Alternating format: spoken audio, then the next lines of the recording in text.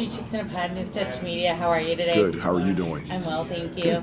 So you've been speaking a lot about speed and the offseason with the team. Yeah. How's that going? And are there any other key components that y'all are really focusing on? No, I mean, I think that's, one of them in terms of our pace, and, we want to play at a really good pace, but I want to play at a great pace on both ends, not just on the offensive end. It's also sprinting back on defense as well. And so rebounding has always been an emphasis for us. It's always been huge from Coach Williams to myself.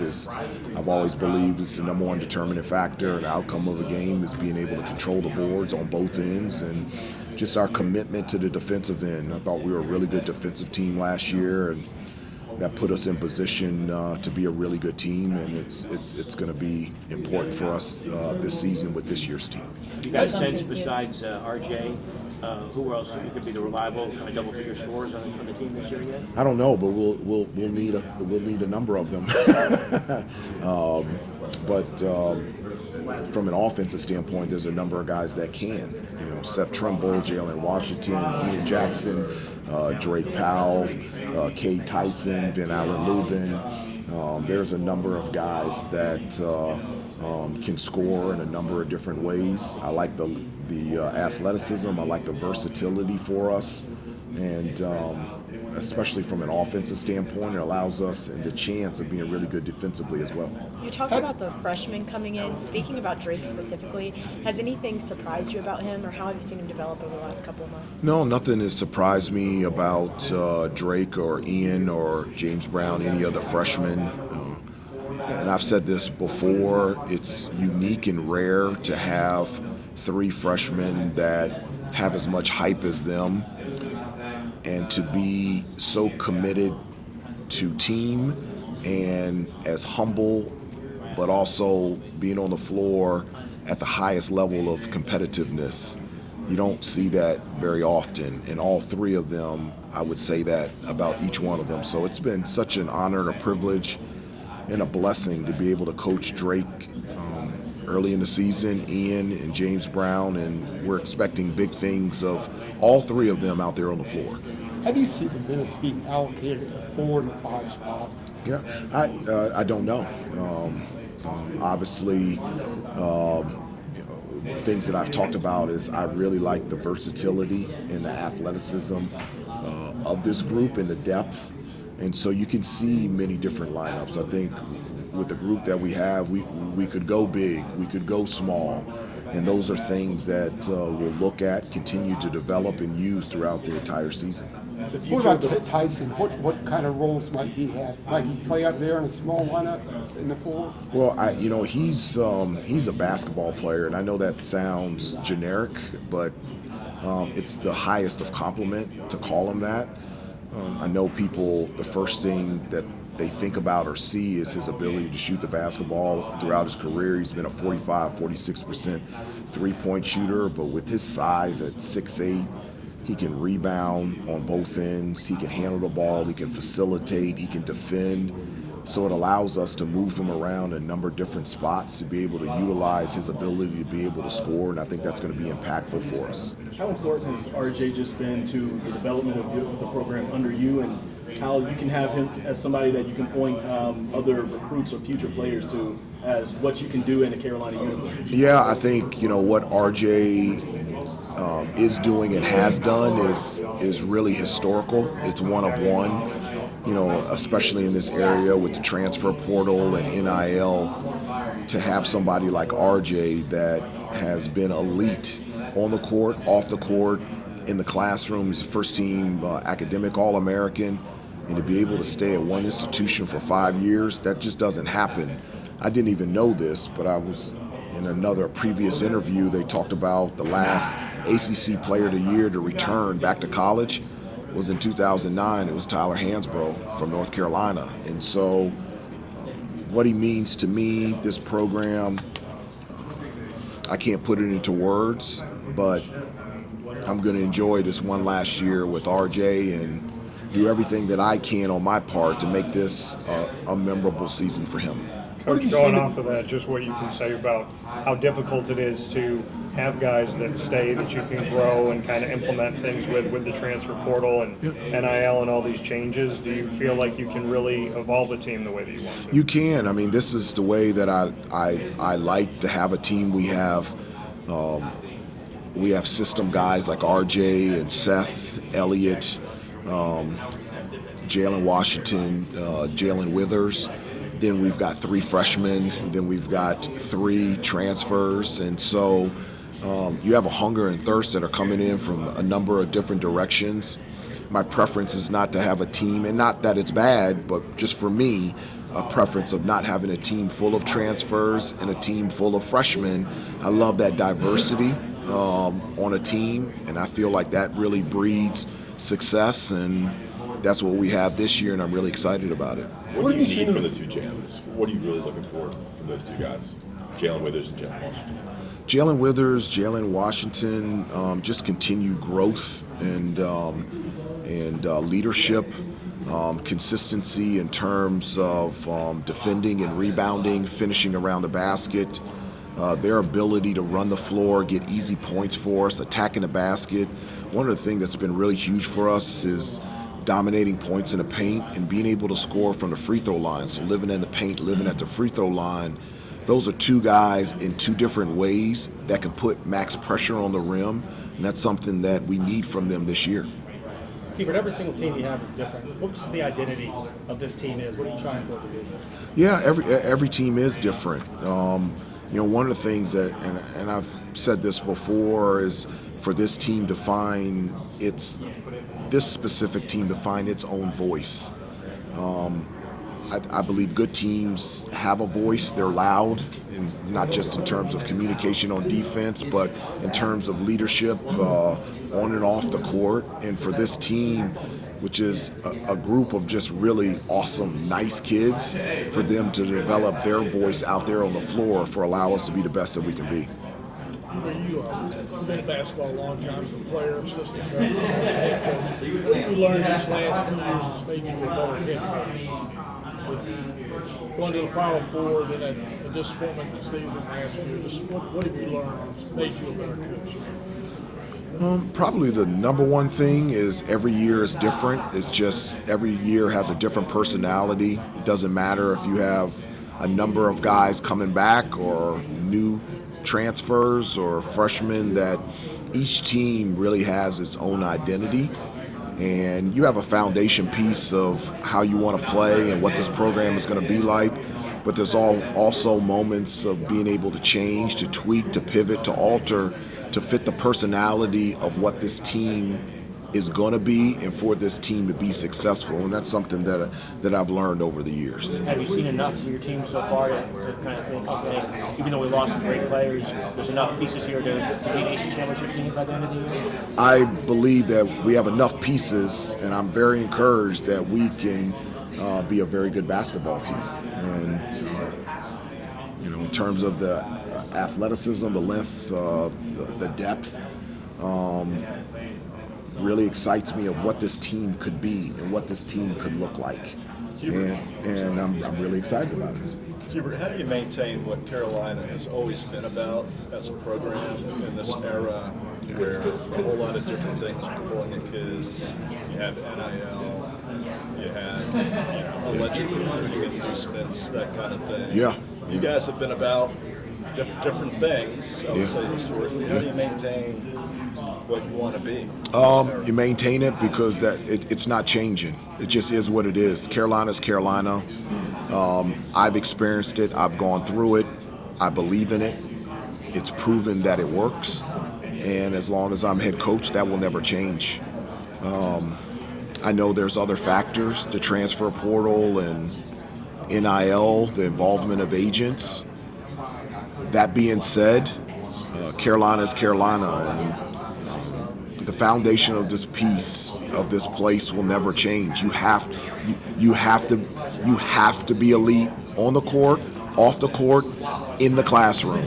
You have to serve out in the community.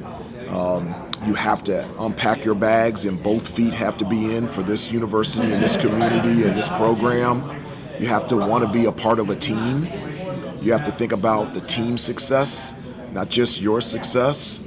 And this is not a transactional program. It just is not. Can you give us a summary of one of your freshmen, Drake Powell, out of Chatham County, Northwood? He's been fantastic since he got on campus in mid-June. Just a great kid. Obviously, he's gifted on the court, and at an elite level, defensively, his instincts are the best I've seen in a long time. But combine that with the character and the commitment to be coached is something that isn't normal, and something that I'm thankful for every day to be around and to coach. You said it's not a transactional program. Can you expand on that? Does that change how what players you go after recruiting-wise in high school and transfer-wise? Does that limit who you can go after because it's not transactional? Well, no. I mean, with the involvement of NIL, the transfer portal, I think there's a sense of transaction in anything. But what I was referencing there is there has to be a commitment to wanting to be here at Carolina and be a part of this team, a part of this program, a part of this university, and a commitment to being the best that you can be in those three areas that have always been a part of this program. And so as long as recruits, whether it's from high school or from the transfer portal, have a deep desire and a passion to be a part of this place alongside everything else that's a part of college basketball, I'm fine. But just to come here just because of that, apart from diving yourself into this program and what this place is about, it's just something that just won't happen here. Is it tougher to find those kids that you're describing? And I know Carolina is what it is. A lot of people always are going to. No, it's not. It's not. I think it's harder for the recruit because they have more voices in their life. It's not harder for myself. I think it's harder for kids when you have more voices in your life giving you advice on what to do and where to go. I think it's harder for them. For 18, 19-year-old kids, I think it's more difficult for them. Good morning, Coach. Good to see you, by the way. Good to see you. Thank you. Is there anything particular at all that maybe you are seeing out of being in a very small window that maybe you didn't realize that maybe he had, I guess, in his bag or what have you, that's kind of been surprising or anything like that? No, I mean, there's nothing surprising in terms of what Ian has brought to this team already. I mean, an elite scorer that can score in many different ways. Athleticism, he's got great length on the wing position, and he's got the best and the biggest and the smile that you can ever have on a court and in the locker room. The really cool thing is he's being challenged on the defensive end. He's realizing that he can be an elite defender as well. And his commitment to being a two-way player has been really exciting to see. Going back just to this point, just one more time, he says transactional, the whole thing. Just high school kids now are getting involved in NIL as well on the high school level. Yeah. It's going to be ingrained in what they're looking for in college level, more and more. What do you mean? Huh? What do you mean? In other words, they're making a lot of money as a high school kid. They're going to want to know how much they're going to make when they get to college. And I'm not. Can you weigh what you're just saying about the UNC versus the dollar signs and get where you want to be? No, my recruitment, whether it's a high school or a transfer portal, is the same. Is their commitment to. First of all, there has to be a want and a need in terms of who we're recruiting, but their commitment to this team and to this university. As I said before, I've been here, I've played here, it's been tried and tested and proven successful. This is a we program. It's not just about the me, it is about the we. And those are the type of conversations that I have with recruits, whether it's from the transfer portal or high school. There's a number of conversations, number of relationships built there to make sure that it's a place that, or as a recruit that is bought into what this program has been about and what it's made successful. And so even though there's other factors in college now, the message, the relationships, the conversations have stayed the same in terms of the fit and the commitment to being a part of this team and a part of this program. Hubert, RJ obviously got a decision to make after the season. How did you handle that period following the Alabama game through when he decided to announce he was coming back? Was there anything you learned from having done it with Armando the year before that you could apply during that process? It wasn't anything that I learned, but it's the same approach that I took with Armando, that I took with RJ, and I take with everyone else. What I want is I want all of our players to absolutely crush it here, and then I want them to crush it in the NBA. And I'm a little bit different than other coaches. I just don't want our guys just to get to the NBA. I want them good enough to where they can stay there. And so RJ, after a historic season, put himself in a position to consider going to the NBA. My conversations with him is whatever he decides, I have both hands up and I have 100 full support. So obviously it's great having RJ back, but if he went to the NBA, my hands would have been up, and I've been one of his preseason games and giving him a hug and tell him how proud I am of him. I want them to be able to make their own decisions, but I wanted RJ and the other players to know that they have full support in terms of whatever decision they want to make. What do you remember about when he told you that he was going to come back? Did he call you, or was he in the office? No, he was in the office, and it was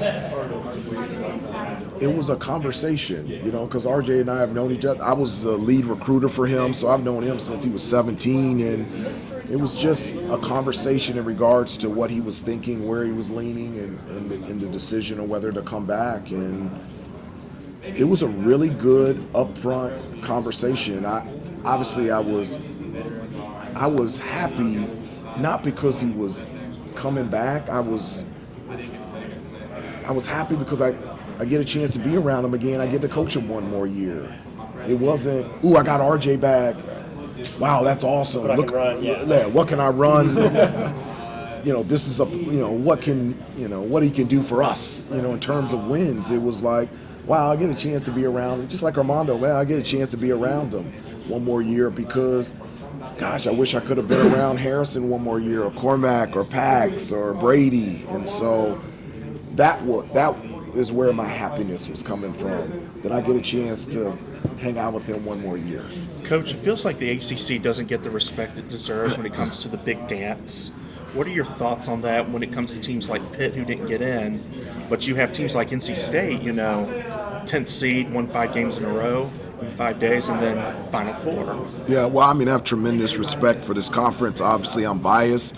I grew up in this conference. My uncle played here in the mid-'70s, and so I was going to ACC tournaments by the time that I could remember I was alive. And so I think it's the best conference in college basketball, and the competitiveness, the unbelievable coaches and programs and styles that are a joy to play and compete against, but also in preparation for the postseason. And so I couldn't think of a better conference to be a part of, and I'm very thankful that I've been able to experience it as a head coach, as an assistant coach, and as a player. Next week you guys have that exhibition against Memphis, and then I know you have one later against Johnson C. Smith. I guess with that Memphis game in particular, how much of an added benefit is that for you guys to really get more of a, extra live game, in front of the crowd and things like that before, kind of get to the end of the season? No, I think it'll be good for us. We've got 10 new guys on the team, including walk-ons, transfers, and freshmen, and so being able to, I've got tremendous respect for Penny. We played against each other in the NBA, and he's doing a terrific job coaching his school. And so being able to go on the road and play against his team is going to be really good for us. To being on the road, to traveling as a team, playing at a high level on national TV gives us a really good indication on things that we're doing well and that we want to continue to grow, and things that we need to address and get better with, and it put us in a better position in practice to focus on the things that we need to improve on. Yeah, and then to go off that a little bit, I know obviously in Chapel Hill this coming Saturday you have the blue-white game. I know initially going to have it in Cherokee, and you mentioned maybe wanting to kind of go different places with that game in the future. I guess would that be a situation of or I guess a better way to put it was, what was kind of the motivation to maybe move move it away from Chapel Hill and kind of start that pattern going? Yeah, I during the press conference last week, I said, when I was in school, at the end of the season, we would do a lot of barnstorming events, and we would play a number of games throughout the state of North Carolina. And I still get people today talking about those times of being able to see Carolina players just play up close in their local high school or auditorium, and it gives our chance and gives our program an opportunity to be able to do that throughout the state now. And so that's something we were supposed to go to Asheville, and I'm glad that we're doing the game in Chapel Hill, and all the money towards that game will go and help and relief for the people in Asheville. But I'm looking forward to next year going a number of different places. I think it's good for our guys. I think it's good for the state. And it's something that we're excited about growing and seeing how it evolves over the years. Coach Davis, you talked a lot about Elliot Cadeau's improvement over the summer. Can you talk a little bit more about that? Yeah, it is. He's just when you guys see him, he's just. And last year he was really good. Just much different player this year. His leadership, his maturity, obviously as a gift to be able to distribute and pass the ball and create offense for us, but his ability to shoot from three, his confidence, how hard he's worked over the summer to improve in that area defensively. He's been one of our best defenders and most consistent in practice, and I just love where Elliot is. It's nothing new, but it is new. With so much that has changed in college, you don't get to see the natural progression of growth from year to year because of the transfer portal and NIL, and just the growth in Elliott from freshman year to sophomore year it's been really fun to watch. You were one of only 4 coaches, current ACC coaches, to have a winning season in your first year in the league. Why is it so difficult for a first-year coach in the league to? I think it's difficult as a coach. This league is. It's just a really tough league, and I mentioned before, obviously historic and legendary coaches, but different styles. Different programs make that extremely competitive, and I don't care if it's your first year head coach or you're been in this league 20 years. I think it's a conference that is in a good way challenging and competitive every year, that allows you and prepares you to become the best team that you can be. And if you get into postseason, it prepares you to go long in the offseason. With Kate Tyson, the biggest change with this being the last year of COVID seniors, what do you see as the biggest change next year? Yeah, I didn't even mention that in terms of NIL, the transfer portal, but the extra COVID year. That's something that I think hasn't been talked about enough. Is how much that 5th year has meant to us, to other programs. It'll be interesting to see the difference and the impact in regards to the transfer portal, not having that 5th year and those 5th year players, those older players.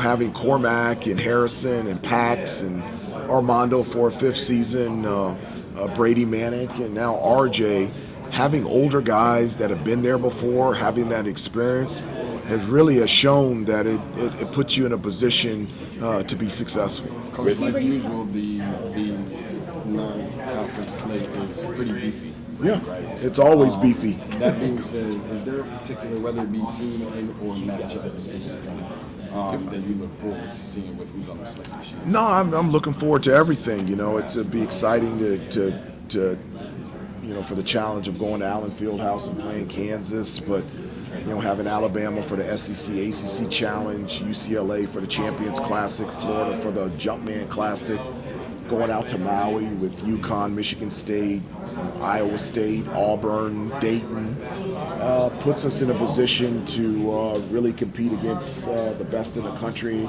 And at the beginning of the year, all teams want to be the best in the country. Well, in order to be the best in the country, you got to play the best in the country, and that's what we're doing, along with the best conference in college basketball, which is the ACC.